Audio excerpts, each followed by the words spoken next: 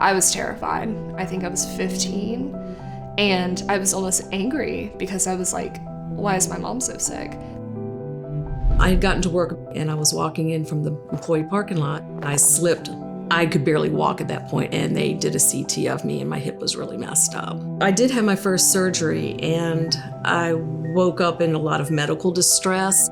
That's when I started thinking I might not rally like I'm supposed to. We had what looked like a fairly straightforward injury, but she developed these very significant complications from the treatment. One night, I really knew something was wrong. She woke me up in the middle of the night and called me the wrong name. And I was just terrified because it just didn't seem normal. She was so sick with infection that she was having a hard time using her memory. I was in and out of the hospital. I think I had 13 surgeries. I do know the further I went through this, I was having more and more contact with Matt because I no longer had the ability to make decisions, but I knew they were looking out for my interest, and that meant the world to me. And at the end, we had reached a very satisfactory conclusion.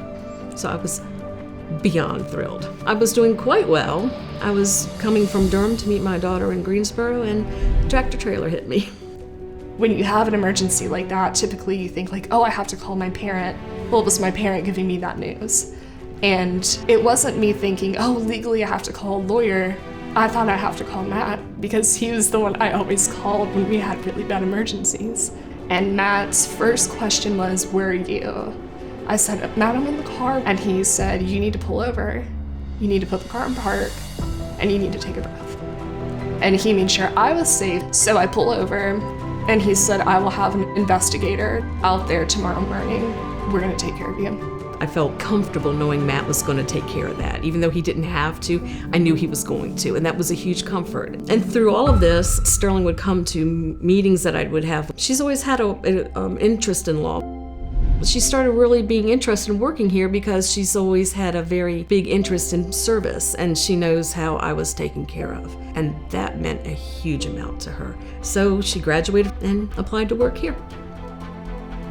When I think about what type of lawyer do I want to be? What type of person do I want to be?